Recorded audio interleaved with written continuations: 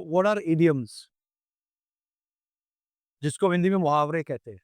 These are short phrases और short clauses जो कि बहुत ही इंटेलिजेंट और वाइज तरीके से बनाए हुए हैं, and they give some kind of meaning to our day to day, you know, this day to day speech या डे टू डे एक्टिविटीज जो करते हैं उसमें एक काइंड ऑफ प्रॉपर मीनिंग देते हैं। They are called idioms. ठीक है, इनको मुहावरे कहते हैं। Why do we use idioms? हमें ये इडियम चाहिए ही क्यों?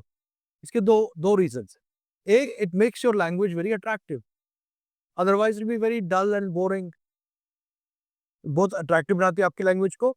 और सेकंड, इट शॉर्टन्स, मतलब जो बात आप 6 लाइनों में कहेंगे वो एक इडियम बता देगा। सो आपका इकोनॉमी ऑफ एक्सप्रेशन भी हो जाता है और ब्यूटी ऑफ एक्सप्रेशन भी हो जाती है, दोनों हो जाते हैं। That is idioms. ठीक है, अब ये एग्जाम्स में पूछे जाते हैं। So I will give you some examples here. So we talk of idioms. Basic सबसे पहला वाला इडियम जैसे to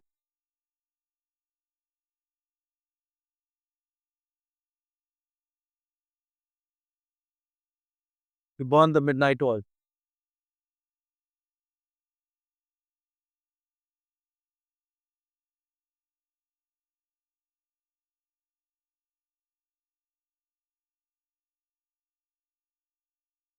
A double-edged sword.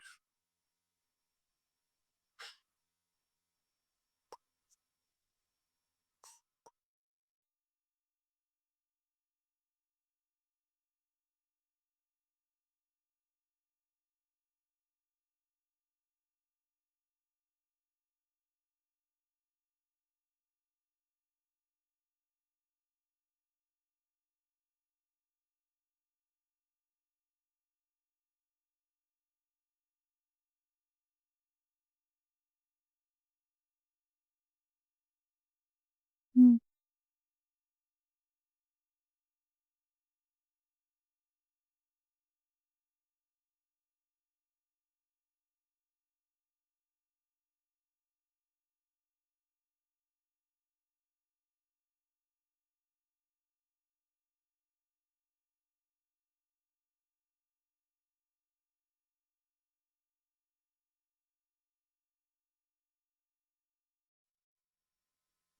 Arteries.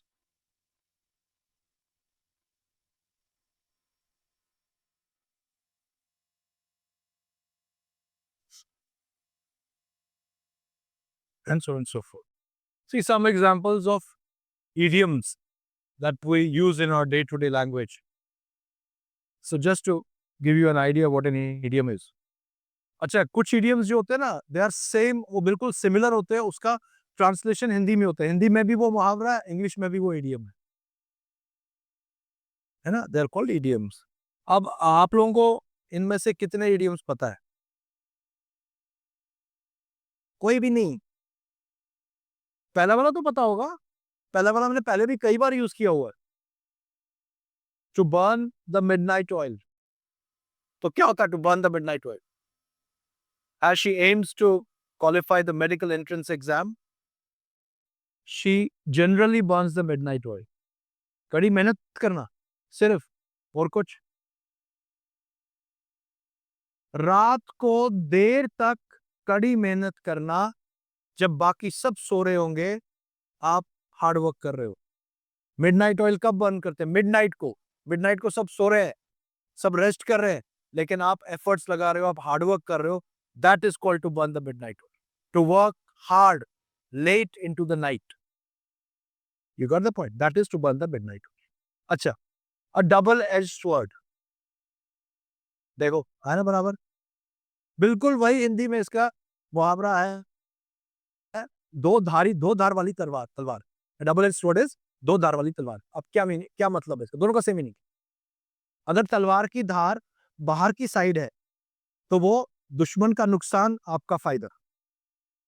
और अगर धार अंदर वाली साइड है तो वो आपका नुकसान, दुश्मन का फायदा।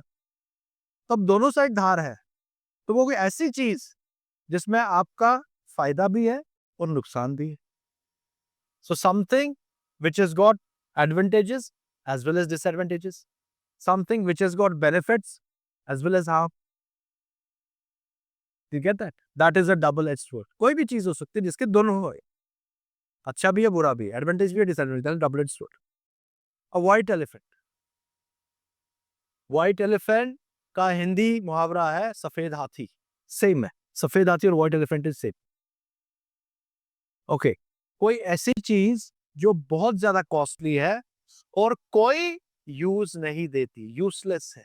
तो प्रेशियस नहीं, उसका उल्टा है, यूजलेस है और कॉस्ट बहुत ज्यादा है. देखो, सफेद हाथी का सिर्फ कलर सफेद होता है, बाकी it's just like any other normal elephant.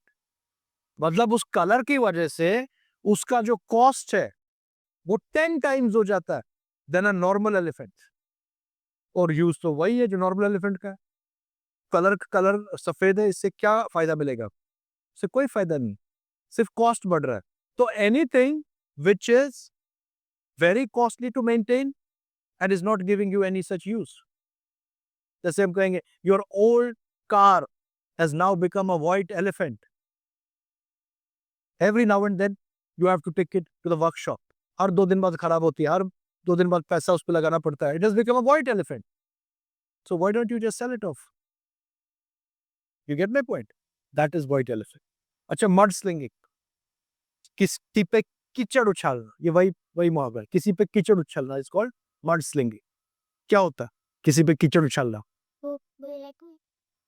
मतलब के किसी की रेपुटेशन को खराब करना, किसी को मिलाइन करना, किसी के बारे में गलत शलत बातें फैलाना. ठीक है, उसकी रेस्पेक्टेबिलिटी, रेपुटेशन को खराब करना. To disrepute someone, that is mudslinging. अच्छा, a backhanded compliment. Compliment का मतलब है praise. Compliment means praise, है ना? A backhanded. No, that is on back. पीठ पीछे नहीं, पीठ पीछे बात करना अलग है. Backhanded compliment का मतलब है कि आप ऐसा तो compliment दे रहे हो, लेकिन उसमें छिपी हुई है insult. So it is called a sarcasm. किसी पे तंज करना या sarcasm देना. मान लो मेरी क्लास के 45 मिनट्स पूरे हो गए और कोई स्टूडेंट अंदर आता है, तो मैं कहता हूँ wow you are so early today. That is a backhanded compliment. अब मैं हंस हंस के बोल रहा हूँ wow you are so early today, तो इट सीम्स एज मैं उसकी तारीफ कर रहा हूँ. You are so early today, but what am I doing? I am kind of insulting that person for being late. But I'm not saying you're late or say crudely, wow, you're so early today. So that's a kind of sarcasm. That's a backhanded compliment, a sarcastic comment. Okay, to throw down the gauntlet. Gauntlet is a long glove जो पहनते लोग. तो जब gauntlet को निकाला और उसको ऐसे फेंका, इसका मतलब होता है दूसरे को चैलेंज करना. ये काफी कल्चर्स में होता है कि आपने किसी को चैलेंज करना है, चलो एक बाजी हो जाए, चैलेंज करता हूं मैं, चलिए मैच हो जाए, ऐसा कुछ. तो आप ये गॉन्टलेट निकाल के थ्रो. अच्छा, साउथ अमेरिका में वहां पे काउबॉयज होते हैं, they have got these hats. तो वो वहां पे गॉन्टलेट नहीं, वहां पे हैट को ऐसे थ्रो डाउन करते हैं. सो हैट को थ्रो डाउन करना भी होता है टू चैलेंज समवन. ये कल्चर के हिसाब से अलग अलग कल्चर्स में अलग अलग चीज. अ वेट ब्लैंकेट, ये ईडीएम मैंने 3 पेपर्स में देखा. जेकेएसएसबी में मैंने देखा, एसएससी में देखा, एसएससी के पेपर में देखा, और शायद एक और जेकेएसएस, दो एसएससी एक जेकेएसएसबी है, 2 जेकेएसएसबी एक एसएससी. पता नहीं क्यों इतना क्यों ये आया. अच्छा ईडीएम है, लेकिन अच्छा ईडीएम.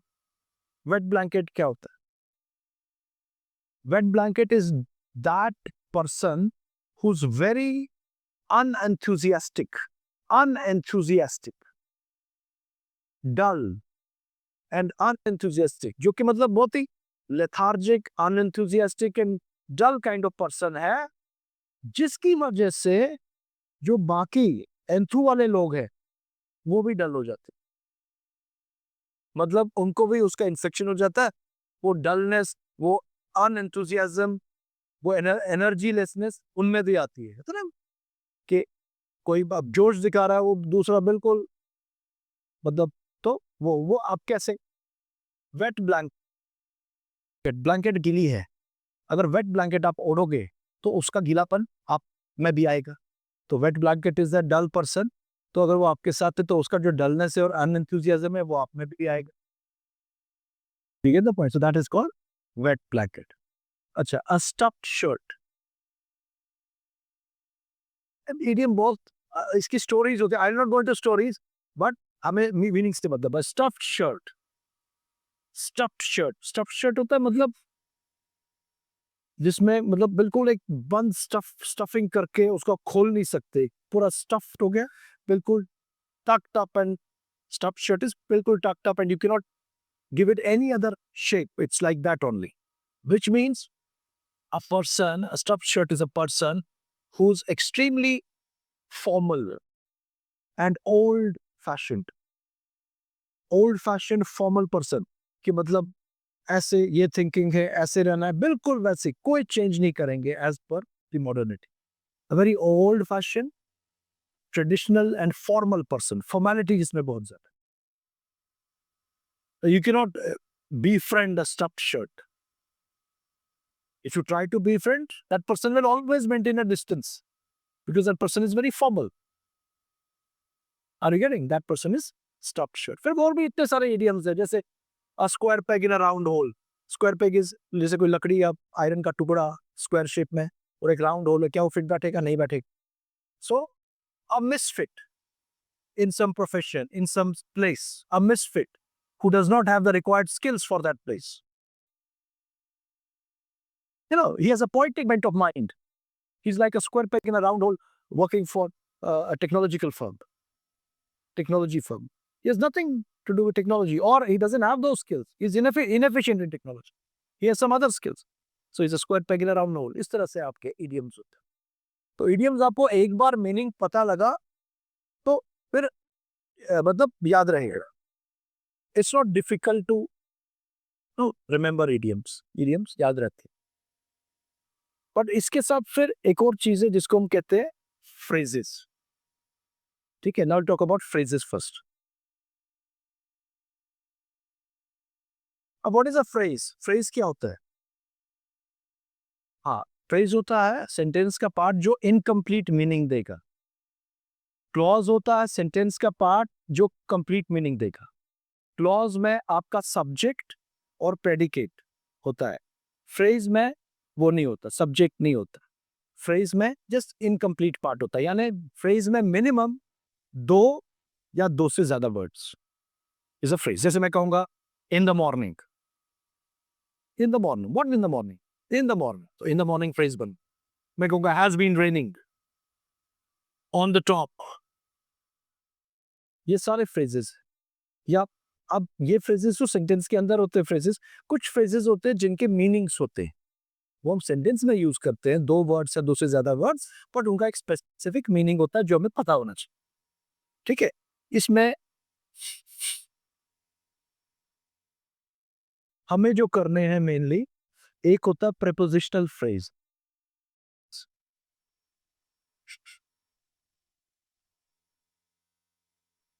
दूसरा होता है फ्रेजल वर्ब। ये दो आपके एग्जाम में पूछे जा सकते हैं, prepositional phrase and phrasal verb. अगर फ्रेजेस की बात करें, प्रेपोजिशनल फ्रेज होता है जिसमें प्रेपोजिशंस और नाउन्स ज्वाइन करके एक फ्रेज बनाते हैं, भी स्ट्रेट फॉरवर्ड रहता है। जैसे हम कहेंगे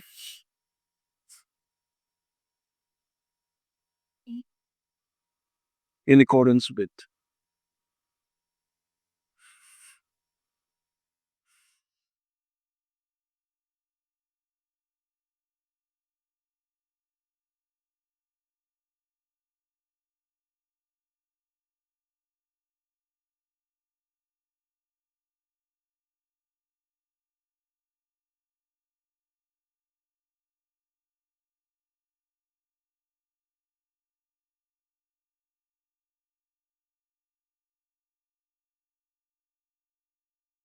सी इस तरह के होते हैं प्रेपोजिशनल फ्रेजेस। अब इनमें देखिए क्या है, अब आप accordance, account, condition, event, virtue, behalf, ये सारे क्या है? These are nouns. ये सब इसमें जनरली क्या रहते हैं? नाउन्स।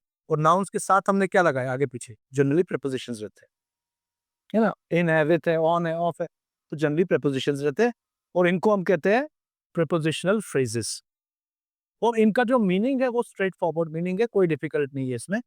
कुछ फ्रेजेस हमने लास्ट हैंडआउट में भी किए थे, जैसे हम कहेंगे in accordance with, you have to work here in accordance with the laws of the land, in accordance with, abiding by, going by, following something, obeying something. So that is in accordance with. On account of, ये बताया था मैंने, on account. क्या होता है on account of? Because of, on account of his ill health, he will not be able to attend the classes. On account of his ill health, because of his ill health. On condition that.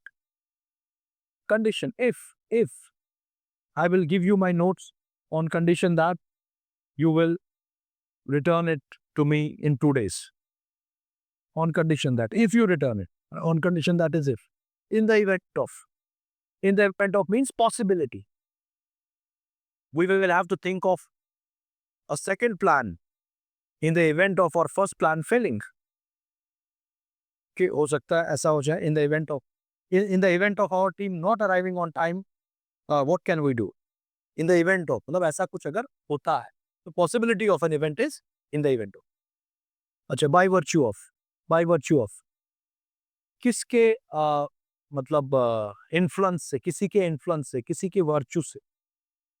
He got this job by virtue of his mother's influence or power. He got this job by virtue of, on behalf of. He accepted the award on behalf of his brother who was out of town. On behalf of his brother हो गया मतलब उसकी जगह पे. इनको कहते हैं prepositional phrases.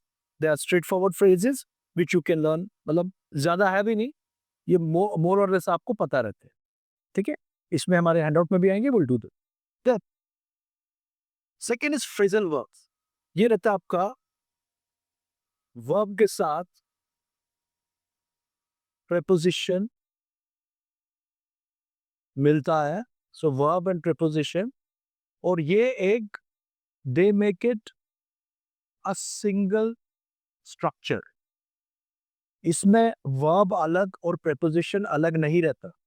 कुछ केसेस में verb अलग होता है, preposition अलग है, वो अलग अलग फंक्शन करते तब वो phrasal verb नहीं है.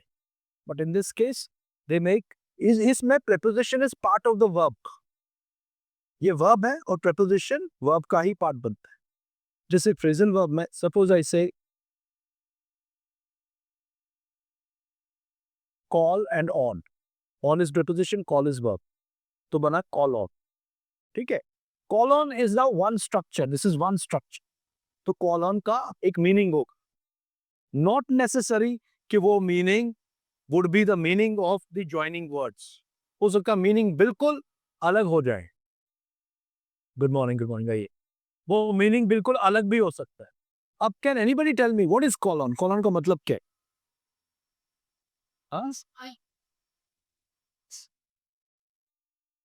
इसमें गेस नहीं कर सकते. अब गेस करोगे ना, ये आपको पढ़ना पड़ेगा. अब कॉल ऑन का किसको बुलाना, कॉल करना, बुलाना, तो वो नहीं है, वैसा नहीं है. किसी को बुला रहे हो, कॉल ऑन होता है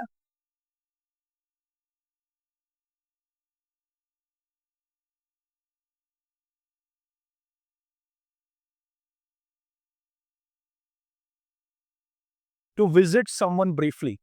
एक मीनिंग, और इसके मल्टीपल मीनिंग्स हो सकते हैं. जैसे वोकैब के मल्टीपल मीनिंग्स है, वैसे इसके भी 2 या 3 मीनिंग्स होते हैं जनरली जो यूज किए जाते. अब पहला मीनिंग क्या है? To visit someone briefly. Suppose I say my friend was not feeling well, so I called on him yesterday. I called on him yesterday मतलब मैं उसके घर गया उसे मिलने की. The home minister called on the prime minister yesterday to discuss some important issue. Called on the prime minister का मतलब क्या? होम मिनिस्टर प्राइम मिनिस्टर के घर गया, उसके पास गया, उससे कुछ डिस्कस करने की. That is one call on. समझ आया? दूसरा,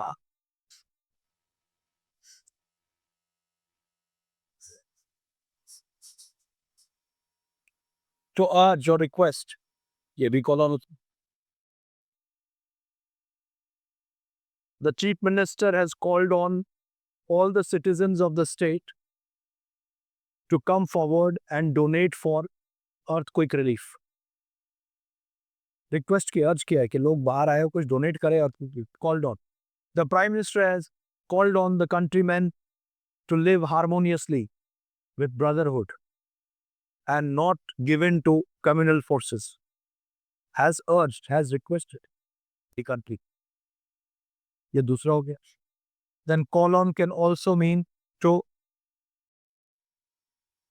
invite on stage. किसी को stage पे invite करना.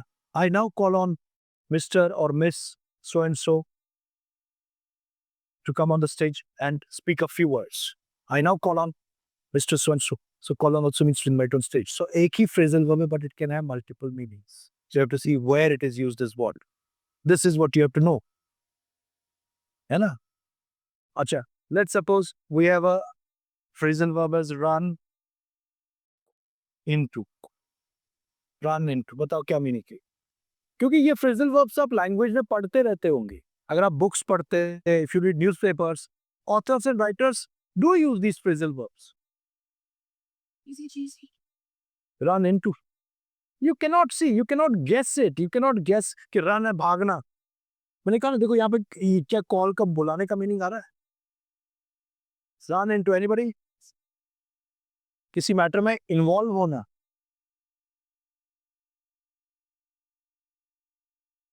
देखो रन इनटू का पहला मीनिंग है कोलाइड. ये आपने सोचा, देखो बिल्कुल अलग है मीनिंग इसका. रन इनटू कोलाइड होता है.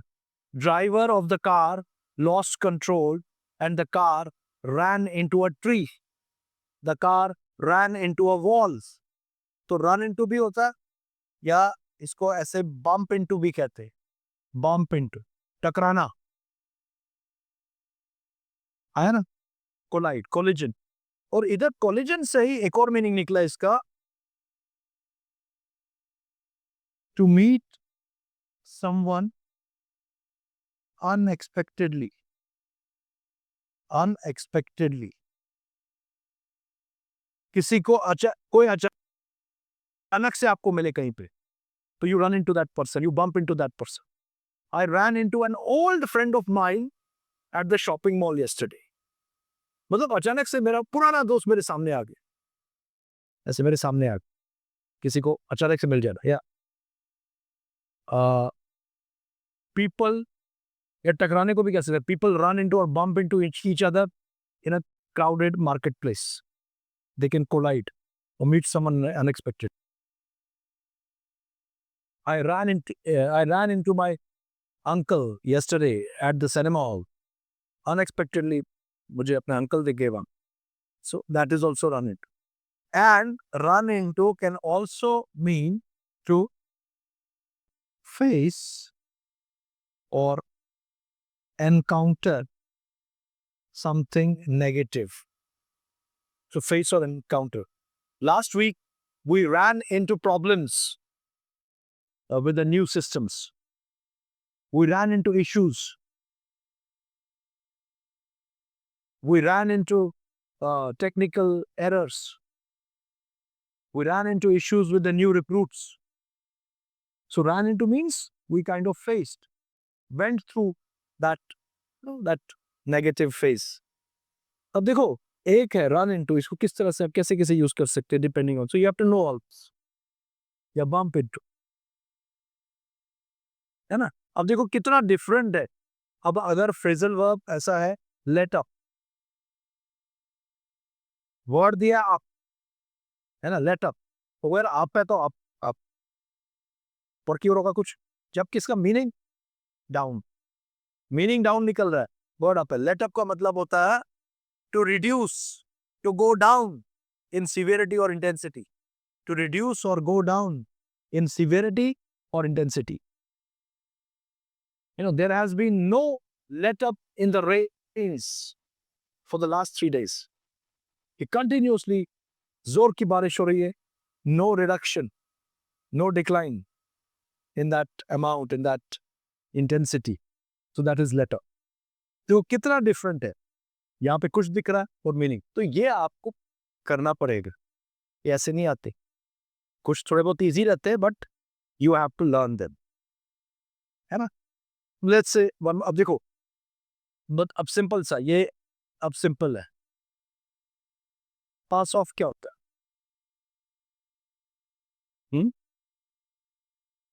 Do see, this is not to be done like that. Pass मतलब पास आगे करना, वो पास करना हो, वो पास करना हो। बट अगर इसका ऑफ आया तो फ्रेजल वर्ब, तो फिर वो पास का मीनिंग नहीं रह जाता। बताइए। हाँ, इग्नोर एक सेंस में आ सकता है, to pass someone off for someone else, secondary और थर्ड, लेकिन वो मेन मीनिंग नहीं है उसका। इग्नोर आ सकता है, यस, इग्नोर आ सकता है। और कोई मीनिंग? पास ऑफ का मतलब हो गया एंड, फिनिश, खत्म हो जाना।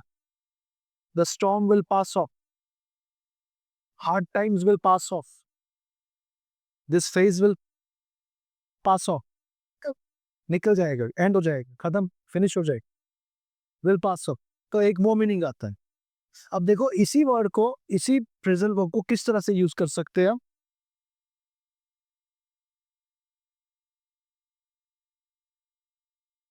पास समवन ऑफ एज,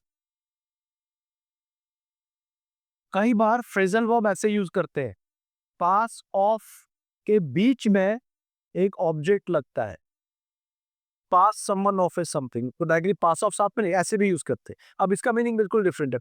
पास समवन ऑफ एज समथिंग, तो इसका मतलब है to give false impression about someone, किसी के बारे में एक फॉल्स इंप्रेशन देना। To pass someone off as something, किसी के बारे में गलत इंप्रेशन देना दूसरों को। I will give you an example, जैसे as she is the dean's daughter, as she is the dean's daughter, the professors generally pass her off as a bright student. As she is the dean's daughter, professors generally pass her off as a bright student. Pass her off मतलब के झूठ बोल रहे हैं, गलत impression दे रहे हैं। The fact remains that she's not bright, but they pass her off as a bright student because they want to be in good books of the dean.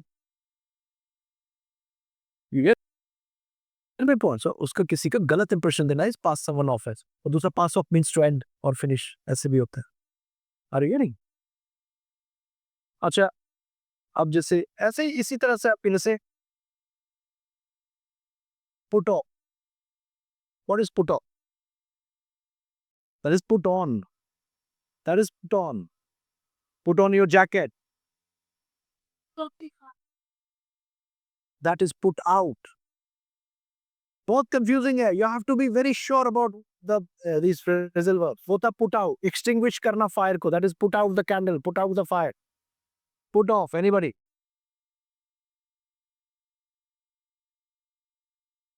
एक तो सिंपल है, वो अभी आपको पता है, सबको पता होगा, जब मैं बोलूंगा पता होगा, जब दिमाग नहीं चल रहा है। Don't put off till tomorrow what you can do today.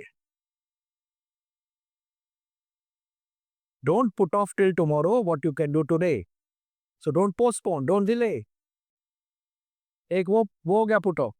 और दूसरा मीनिंग इसी का, why are you so put off? Disappointed, in low spirits, slightly sad, disappointed. The workers were put off when the management did not agree to their demands. They were put off, they were disappointed.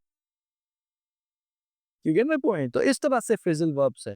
इसको सही तरीका करने का क्या है, हर दिन आप ऐसा कर सकते हैं। देखो phrasal verbs will be formed by simple verbs, इसमें कोई difficult verbs नहीं।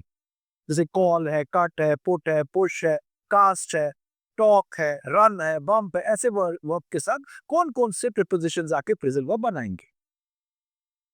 तो सपोज आप कर रहे हैं, तो you take a simple verb, suppose आपने लिया कॉल। अब कॉल के साथ कौन कौन सा प्रीपोजिशन फ्रेजल वर्ब बनाएगा?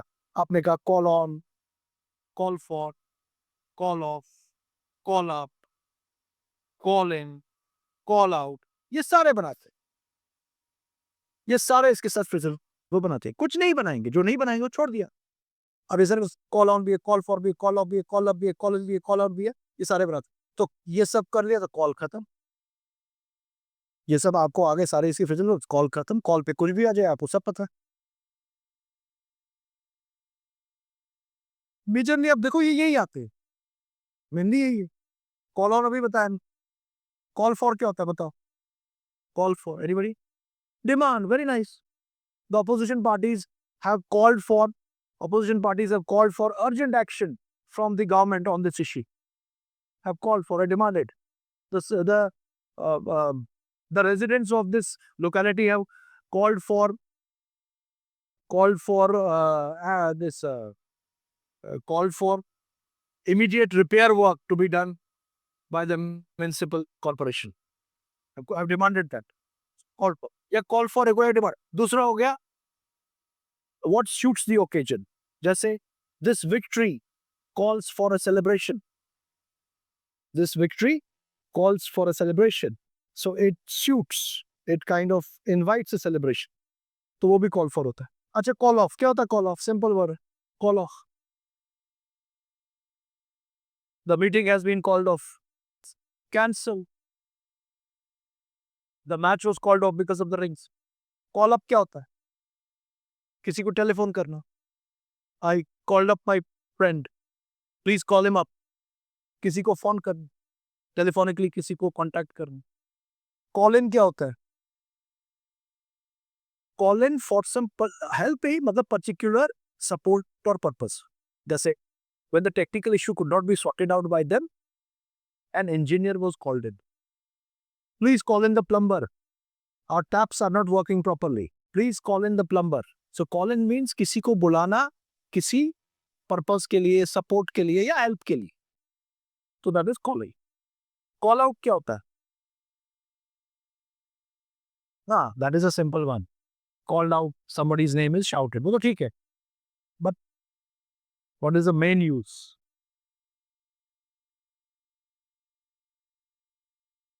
Call out means to uh, openly openly bring to criticism something, you know, uh, openly condemn or criticize someone for something wrong। जैसे uh, so many countries uh, have called out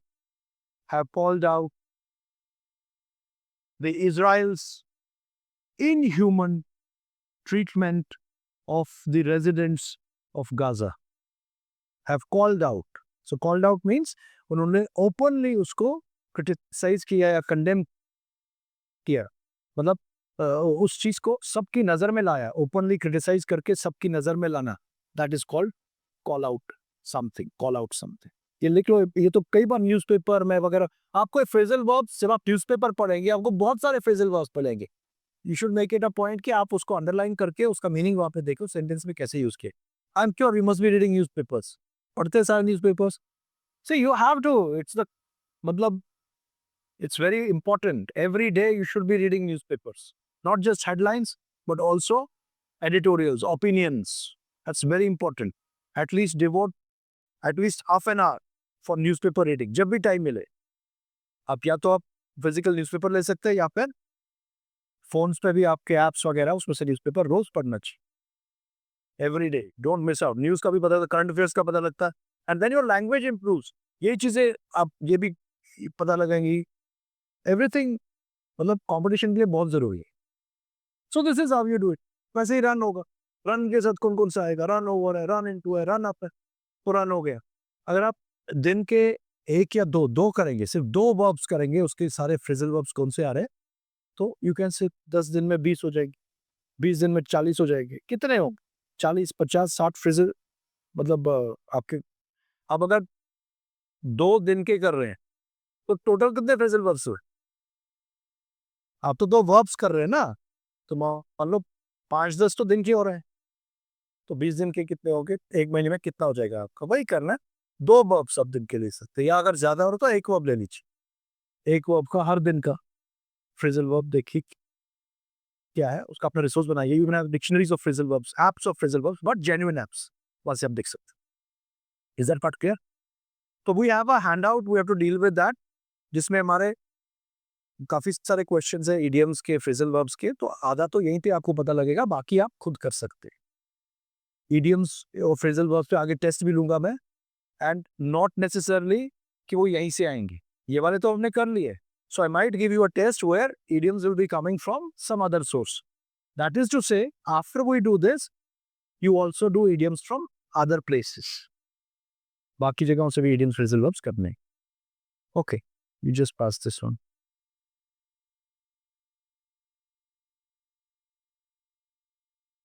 See just how many are there,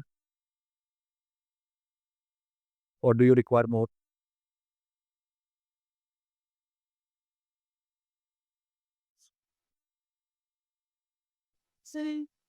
हाँ, ये pass on कीजिए। आपका वहां पे अभी आप share करो मेरे पास, मैं ये लास्ट में दूंगा, एक मेरे पास रहेगा ना, एक शेयर कर लीजिए आप। ठीक है, अभी I think only one is missing, right? इसके पास नहीं, आपके पास नहीं, ये वाला मैं आपको देता हूं, आप तब तक शेयर कर लीजिए। ठीक है, so what I want you to do, आप इसके फर्स्ट ये इडियम्स है, so do these first 13 questions. First 13 questions sentence में इडियम है अंडरलाइन, और आपको उसका मीनिंग बताना है। सेंटेंस में होगा तो बहुत इजी हो जाता है। अब ये भी ध्यान रखना कि आपको पता होना चाहिए, अगर सिर्फ इडियम आए तब भी आपको मीनिंग पता होना चाहिए, सेंटेंस में थोड़ा इजी हो जाता है, आपको पता चल जाता है।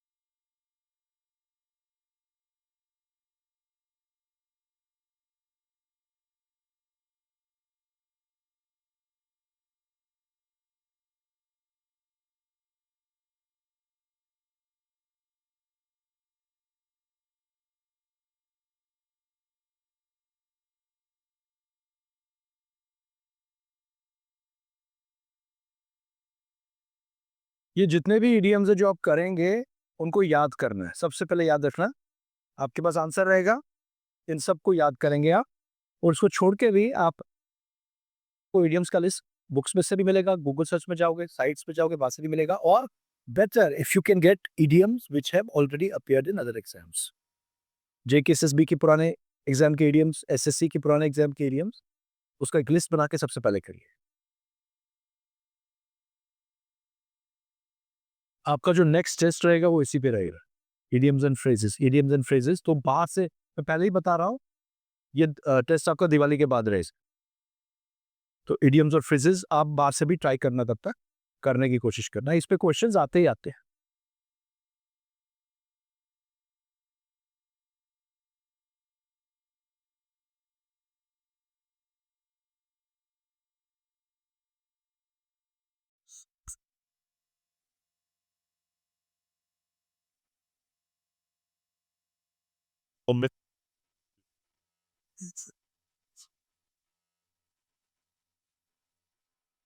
इडियम्स के जो वर्ड्स होते हैं उनको देख के भी थोड़ा सा आइडिया लगा सकते हैं आपके मीनिंग क्या होना चाहिए, क्योंकि वो बिल्कुल कॉरस्पॉन्डिंग टू दैट मीनिंग होते हैं।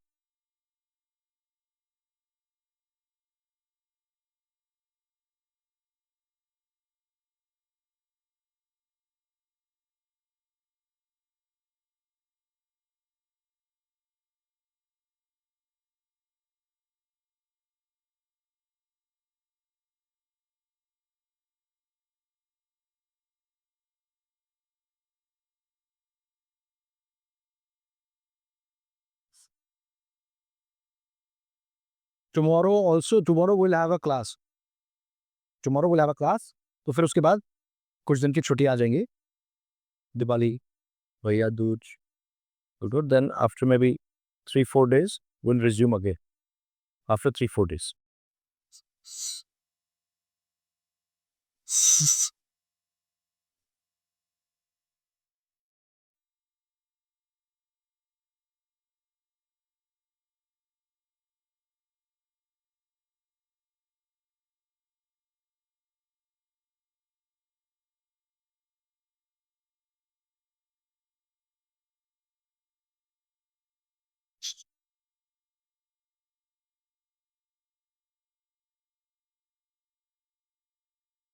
Are we done?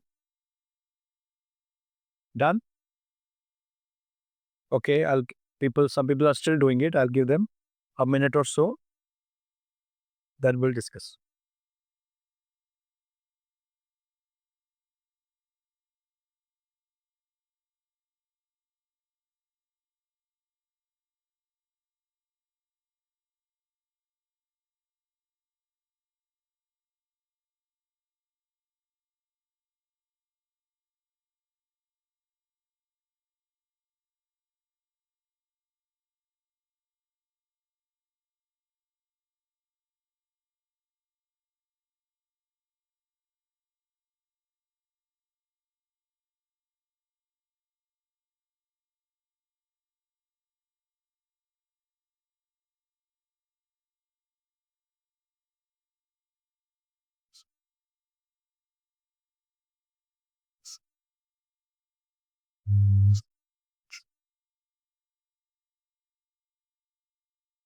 I think everybody is done, right? So let's start. So she was quite loyal to him and stood by him through thick and thin. So thick means good times, thin means bad times. So means under all circumstances. Correct. The way Pakistan is dealing with the evidence given by India on 26/11 attacks has ended up creating bad blood to create bad blood between two people, two nations. Hatred, hostility, bitterness, ill feelings. That is bad blood. Bad blood is hatred, hostility, bitterness. So which is creating ill feelings or bitterness. Answer is 3. Bomb disposal squads often must take their lives in their hands. Which is same as जैसे जान हथेली पे रखना. जान हथेली पे रखना मुहावरा है इसका. Which means to do a very risky job where there are chances of getting killed. Which is first, take the risks of being killed. That is this one. Introducing reservations for the disadvantaged at the college level without giving them access to quality school education is like putting the cart before the horse. To put the cart before the horse. Sir, getting excited? Okay, just understand. Okay, 5 is the answer, you're right. Simple है, पहले horse रहेगा, उसके पीछे cart रहता है. You are saying putting the cart before the horse. Cart आगे रखा, घोड़ा पीछे रखा, तो क्या चलेगा वो? घोड़ा पहले चलेगा फिर कार्ट चलेगा. तो doing things in the reverse order, मतलब कि आपको पहले क्वालिटी ऑफ एजुकेशन बढ़ानी है, फिर रिजर्वेशन देनी. आप रिजर्वेशन के पीछे पड़े, quality of education is nowhere. So you are doing things in the reverse order और the wrong order. Did you understand that? Next one, the mega schemes conceived by the former Chief Minister of Andhra Pradesh has put the Hyderabad Municipal Board in a tight spot. It's a very difficult situation. A difficult or awkward situation is a tight spot. मतलब आपने बड़ी बड़ी schemes को conceive की, लेकिन फिर implement किसको करनी है? म्युनिसिपल बोर्ड को. क्या उसके पास रिसोर्सेज है, मैन पावर है, बाकी चीजें हैं? That you have not thought of, you have only promised. So it's a difficult situation. Next one, though they are like chalk and cheese, they have been friends. Chalk and cheese, completely different from each other. Though as a country we have registered remarkable industrial and agricultural growth, we have failed to ensure that a fair share of the growth accrues to the poor. Reasonable amount? Yeah. Fair share actually means an equitable amount. Equitable का मतलब है जिसका जितना worth है उसको उतना मिलना चाहिए. Equitable means that, which is like reasonable. Reasonable जिसको जितना मिलना चाहिए उतना मिलना चाहिए. Next one. He foolishly invested all the money inherited from his father in real estate and got his fingers badly burned. Seems like a foolish. Suffered as a result of foolish behavior, especially in financial matters. If you invest foolishly and you get losses, that is getting your fingers badly burnt.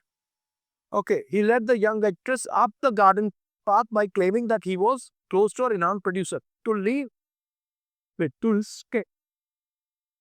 to lead someone up the garden path. अब it's same as saying किसी को हरे बाग दिखाना. किसी को हरे बाग दिखाना. हरे बाग का मतलब क्या होता है? वहां पे हरे बाग है नहीं, अब ये भी है, वो भी है, वो भी है, तो एक मतलब इल्यूजन सा क्रिएट करना ताकि वो आपकी बात माने. So it is to deceive someone, to lead someone up the garden path तो है ही नहीं, आप बना रहे हो उसको. किसी आपको- को ऐसी वो हाँ, दिखाई तो दे रहे. क्या लिखा है? By claiming. आगे लिखो क्या लिखा है?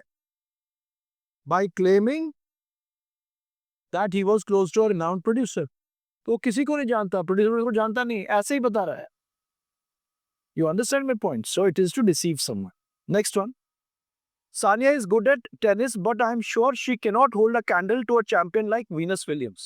was not as good as somebody else. हाँ, to hold a candle to हम तब यूज करते जब एक पर्सन अपनी जगह पे तो ठीक है, मतलब in his or her own right the person is अच्छे पोजीशन पे, but when compared to the best, अब बेस्ट के साथ कंपेयर करोगे तो फीका पड़ जाएगा. ऐसे अपनी जगह ठीक है. चल क्यों example.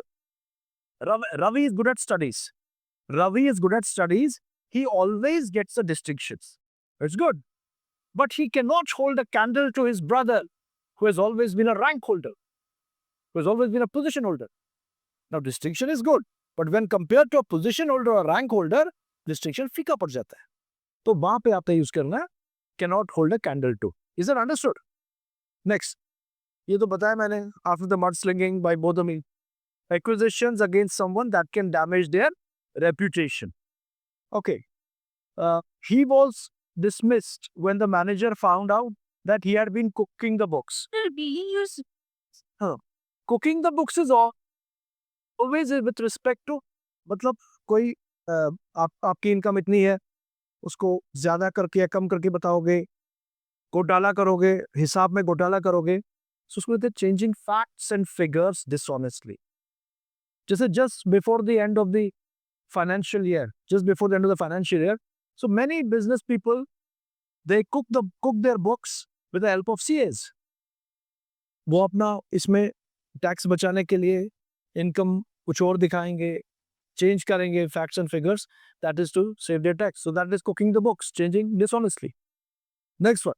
You must forgo your vacation. Forgo means not take, मतलब leave it. You must forgo means leave it.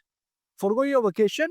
If you're serious about getting that promotion, you can't have the cake and eat it too. Yeah. So actually it means कि आपको हर चीज नहीं मिल सकती. मतलब आपको promotion भी चाहिए, छुट्टी भी चाहिए, ये भी चाहिए. You will only get as much as you deserve, as much as your worth. So उस जगह पे हम यूज करते हैं कि जब किसी पर्सन की डिमांड है कि उसको ये भी चाहिए, ये भी चाहिए, ऐसा नहीं होता सर. आपको हर चीज नहीं मिल सकती.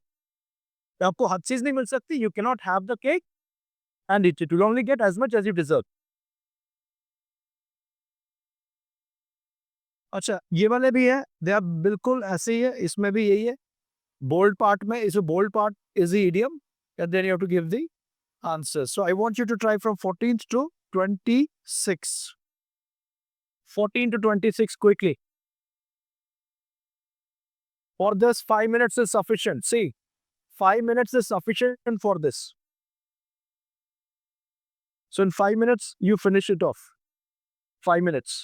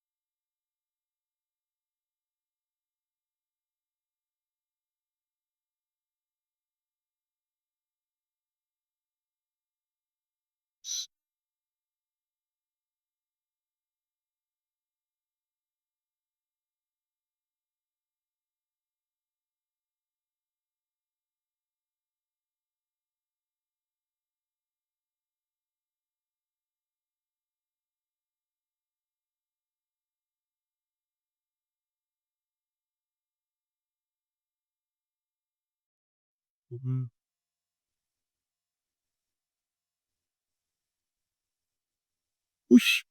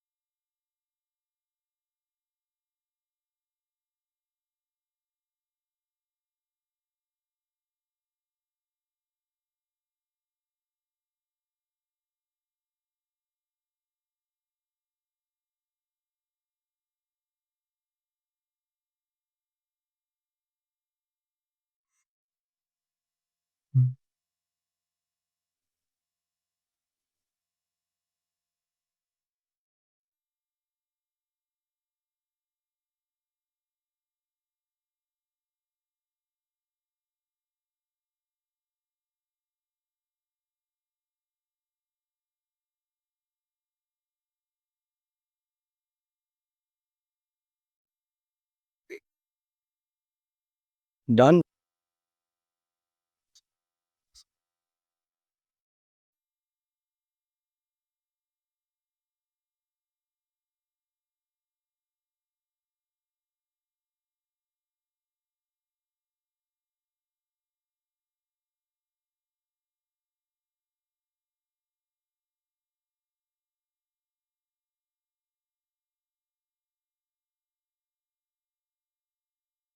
So is everybody done now? 5 minutes are over. Let's start. So employee did not back the wrong horse and was successful in his career. Because back the wrong horse, it comes from the field of horse racing. Horse racing में आप घोड़े पे पैसा लगाते हैं तो कुछ घोड़े विनिंग घोड़े होते हैं कुछ घोड़े लूजिंग घोड़े होते हैं तो अगर आप गलत घोड़े पे पैसा लगाओगे then you will lose your money in the same way that can be applied into real life so if you invest or put money on a wrong idea or on an unsuccessful person, then you will lose your money.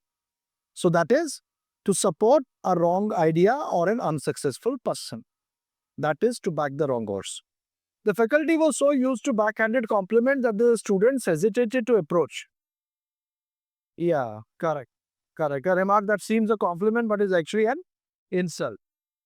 The decision taken by the chairman on improving sales can be a double-edged sword. Favorable and unfavorable consequences. Correct. The additional responsibility entrusted on the teacher was a ball and chain to his academic growth. And Sir, in fact, it is the opposite of encouragement and opportunity. इसका मतलब है impediment. What is impediment? Which impedes somebody's progress or growth. Impediment होता है रुकावट. Impediment is which restricts, which stops, which prevents, or which hinders your movement, your growth. ये ball and chain कहाँ से आया? ये idiom कहाँ से आया? It comes from these. You have seen these in movies or somewhere. These hardcore prisoners, criminals, है ना? Who are very dangerous.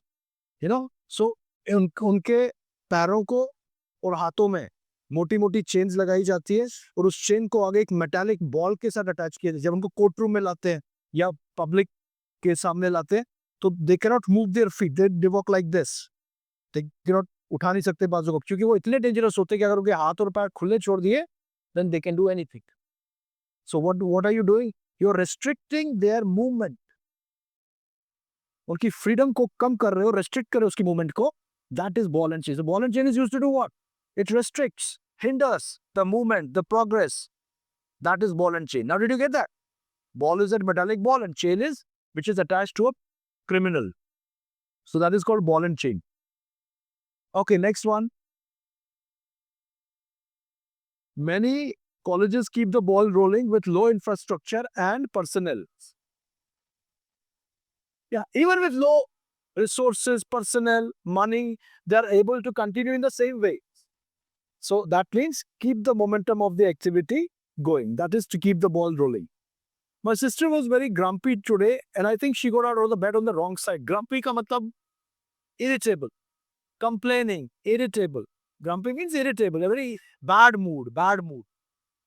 ठीक है? To get out of the bed on the wrong side is to be bad tempered for the whole day. Now this is a superstitious belief. ये बिल्कुल वैसा ही जैसे किसी आप पूछेंगे यार सुबह सुबह किसका मुंह देख के आए हो? अब वो पूरा खराब है मूड आज पूरे दिन में, किसका मुंह देखे? तो मुंह देखना is again considered as a superstitiously. कुछ लोगों का मुंह देखा तो दिन अच्छा निकला, कुछ लोगों का मुंह देखा तो दिन खराब निकला। तो same way there is a right way from where you can get out of the bed and there is a wrong way from where you can get out of the bed. Superstition, you understand? So that is to be bad tempered throughout the day. Everyone is getting this? Okay, next one. Don't bare your soul to a person who does not understand you. Soul is the deepest part of one's person. All the deepest feelings, your thoughts are there in the soul. So you only bare your soul to someone who's very close and special. So that's what he says. Don't bare your soul to a person who does not understand you. Reveal one's deepest feelings. People bare their teeth when they heard the news of the atrocious behavior of the boys towards a girl. Atrocious means very cruel, very bad behavior. You know. So bare their teeth. Ferocity, anger. अब इसका हिंदी में बिल्कुल उल्टा है, दांत दिखाना। अब वो बिल्कुल अलग है, मतलब ऐसे बेफजूल हंसना, जैसे क्यों दांत दिखा रहे हो, दैट इज बेफजूल हंसना, कोई रीजन नहीं, तो वो अलग है। यहाँ पे इसका मीनिंग चेंज होता है, that is to display irritation और anger. Okay, Nikhila decided that if she has to prove her calibre in the profession she has to take some beating. या टेक सम बीटिंग का मतलब है अपने प्रोफेशन में, अपने फील्ड में इतने अच्छे बनो कि जो बाकी है वो आपसे मीलों दूर रहे, मतलब आप तक पहुंच ही ना पाए, आप बहुत आगे चले गए, वो भी बहुत पीछे रह गए। That is to take some beating, to be so ahead of others in the race that they cannot dream of reaching you or surpassing you. That is called to take some beating. Got that? तो ऐसे. Okay, next one. The chairman asked the employees to beat the clock to meet the sales targets. Finish a task on time. Finish a task on time. Although Veena has several irons in the fire, she's poised and completes her tasks efficiently. To be involved in several हाँ. activities. मतलब irons is like the iron rods. एक fire में एक iron, दूसरे में दूसरा, तीसरे में तीसरा, तो जिसके है वो पहले इसका देखेगा, फिर इसका देखेगा, फिर इसका. So it's like multitasking, doing lot of things at the same time. Get involved in a lot of activities at the same time. Okay, Sharat's impolite behavior in the class set the teacher's teeth on edge. To set someone's teeth on edge. Discomfort. To put someone in a very awkward and uncomfortable and uneasy position. To make someone feel discomfort, pain, and awkwardness. That is to put someone's teeth on the edge.